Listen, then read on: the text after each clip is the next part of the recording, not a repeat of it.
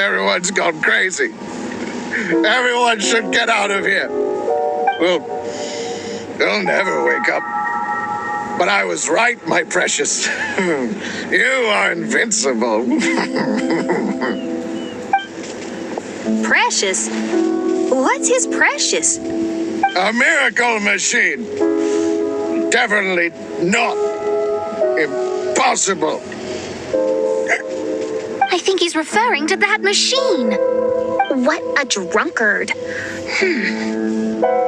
Oh, goodness. The smell of alcohol. Mein Fräulein, please allow me to fan the fumes away with my wings. Excellent. Please, fan them away from me, too. Certainly. I've checked the surroundings, but there's no one else here. Isn't that strange? The Fatui is a big organization, but he's the only one left at this camp. What's more, we didn't even see him the last time we were here. Even the larger gentleman from the first time is missing. I think they must be hiding somewhere. As for why they may be hiding, I'm afraid we'll have to ask him. But he's as drunk as tone-deaf Bard. Should we wait for him to sober up?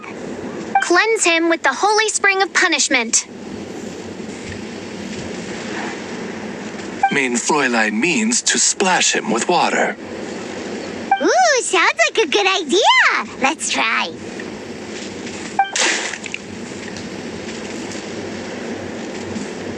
Hey, he opened his eyes. Huh? Hey, are you one of the Fatui? Can you tell us what happened here and what that machine is for? Fatui? Ha! Fatui! Those blockheads from the administration will regret it now. That's what you get for rejecting my research, forcing me to conduct my research on this deserted island. My precious. Why is he crying? Looks like he has a lot of pent-up emotions. You mocked me and my precious invention. You don't know anything about the future. Only my invention can help us conquer the world. Idiots. Such idiots. Ow! Don't hit me. I won't blow up the lab again. I'm sorry. I didn't mean to. This man's gone insane. There's no way we can communicate with him. He wasn't like this when we first met him. It looks like the effects have grown worse, to the point of driving him mad. My manuscript. Only that can save. Manuscript? Where is it? Don't yell at me. Don't yell at me. Official, don't yell at him. Then let me try. Kind sir, look at me. Now, tell me, where did you hide your manuscript? No, don't force me to write a report. Go. He's completely lost in his own imagination. Allow me. Please excuse me.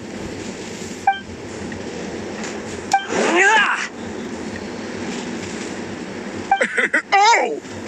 My butt! My brain is finally starting to work again. It's not a mushy mess anymore. Can you tell me where you put the manuscript? The manuscript is in the crack over there. Finally! Otherwise, I was gonna have to blast some of my loudest rock and roll in his ears. Kazuha hesitated for a long time before making a move. He's so nice.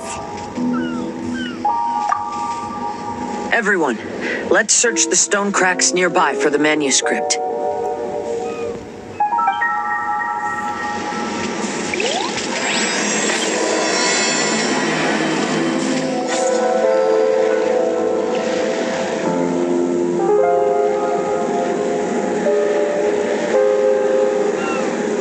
Found it!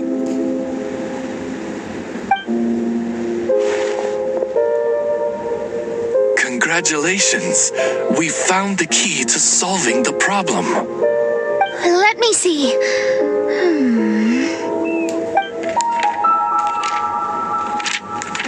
Just as I thought. This machinery, named cognitive mimicry, is capable of altering the state of people's brains. It was invented by the researcher we met earlier. His name is Persakov. According to the manuscript, the Fatui officials did not support Persakov's research.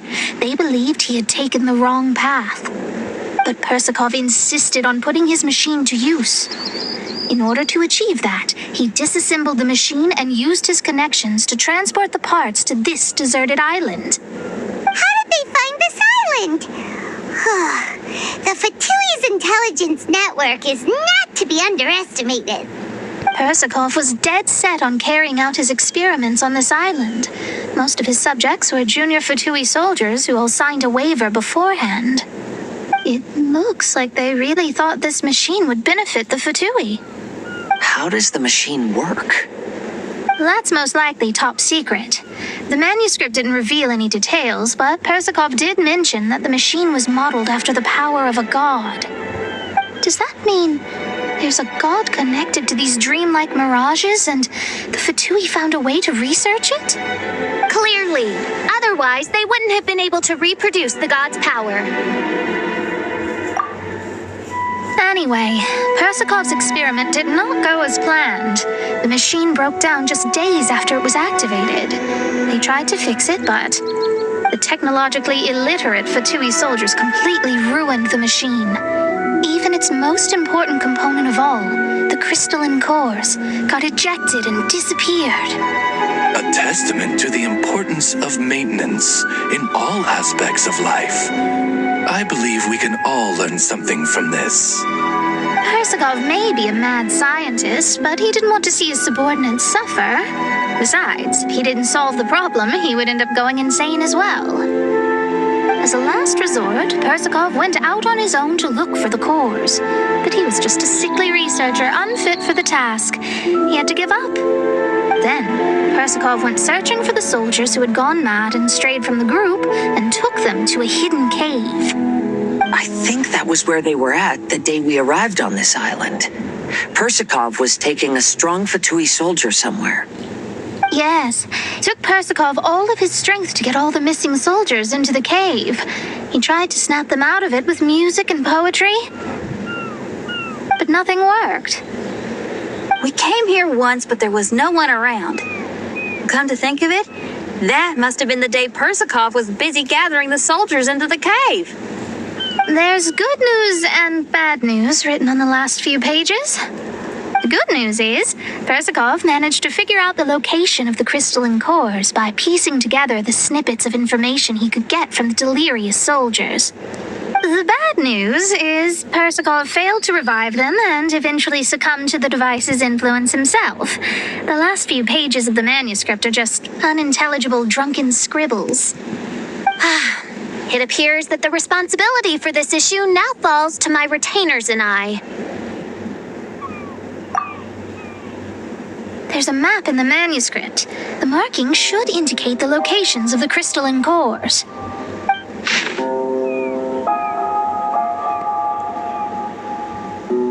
We've got no choice but to find the crystalline cores now!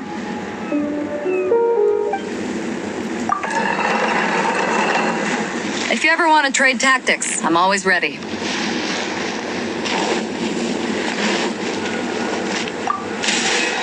This should be one of the crystalline cores mentioned in the manuscript.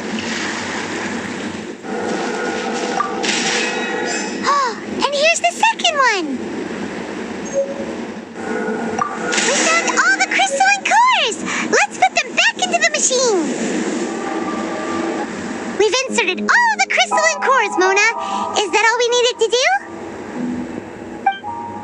I think so. That's what the manuscript says, anyway. Let's give it some time. Hopefully it'll return to normal.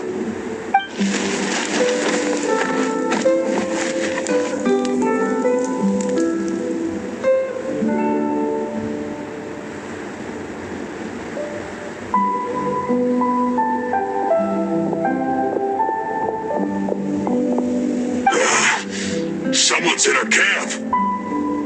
Hey, who are you people? Hold on. Look at the machine. Is it fixed? What? But Mr. Persikov is still lying on the ground over there. We're the ones who fixed the machine. Yeah, you're welcome. We could have had a nice, relaxing vacation if all of this hadn't ended up occupying so much of our time. Apologize to me and my retainers at once. Uh-huh? Oh no, I'm out of here. Hey, don't leave me here on my own. Mr. Persikov's still there. We need to save him. Those two definitely seem a little more lucid now. It looks like we succeeded. Yay! Let's get out of here then. Paimon wants to spend the rest of this vacation back at our own camp.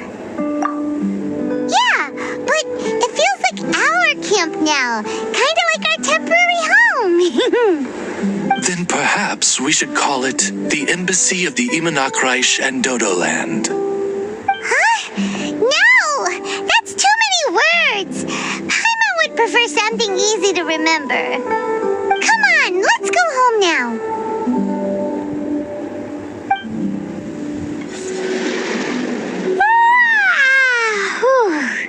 After coming home to a nice big meal, then having a long lie down, Paimon's finally starting to feel relaxed. Is the hospitality of the Imanakreich to thy liking? Paimon's loving it. Wonderful. Main Fräulein invited you all here not only to witness the arrival of our Holy Land, but most importantly, she wished that you could all relax and enjoy the summer. Great. Well, I've come to the right place. I love it here. May this place become an eternal paradise. Main Fräulein says she hopes to go on more adventures with you here in the future. Of course. And you should come find me and Leo when you get the time. I'll show you around. Oh, also, my friend runs the best restaurant in Leo. I'm sure you'll love it. If you're into opera, you should go see Genshin. She's the nicest person, and she likes making friends with new and interesting people. I'm sure the two of you will have plenty to talk about with your shared passion for theatrics. Oh? If Lady Xinyan speaks so highly of it, then I must entertain the idea. Traveler, I have a suggestion. There's a snack called roasted lavender melon in Inazuma, which goes rather well with fish. Why don't we roast some fruit and seafood for dinner tonight? Oh, did you try it in Inazuma?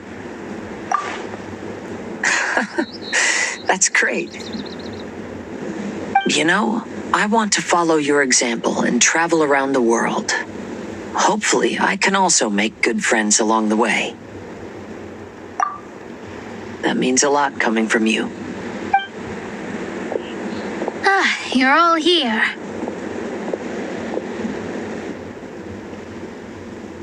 I've noticed an issue.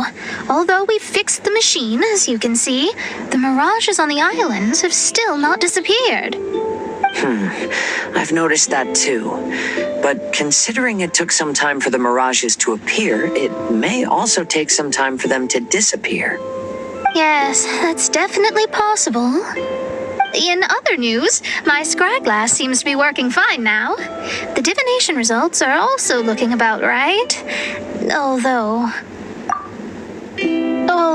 there are some parts in the results that I don't quite understand.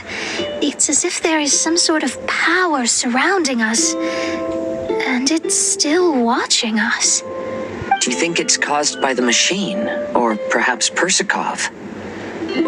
Sorry, I'm also not sure. All I know is that the power is not hostile at the moment. Whatever it is, it doesn't seem to harbor any ill will toward us.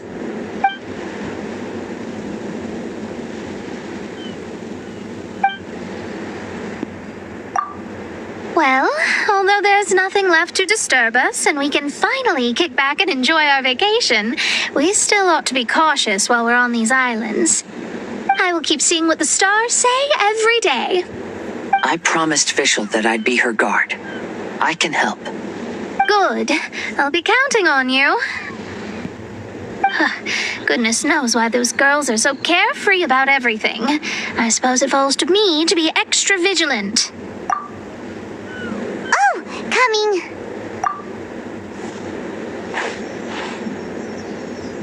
Oh, so we're gonna call the tone-deaf bard, right?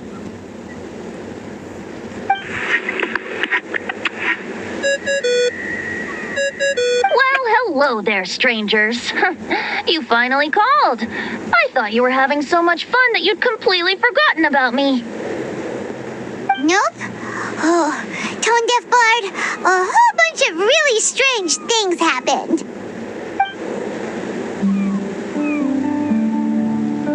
A strange machine that can imitate the power of a god? Wow. I didn't know the Fatui had plans like that. Their imaginations are truly running wild. So, judging from your tone, it sounds like you don't know any more about this than we do. Alas, I am but a humble bard who sings for his Mora in the tavern. Why would I know anything about it? So annoying. But other than that, did you two have fun? We did! We ate a lot of yummy food and saw loads of amazing things! It was really cool! That's good. The point of traveling is to record any feelings stirred along the way. As long as you had an unforgettable experience, this journey has served its purpose. As for the mysterious voice, although we don't know who it was, not only did she not harm you, she also helped you to gain a better understanding of each other, right?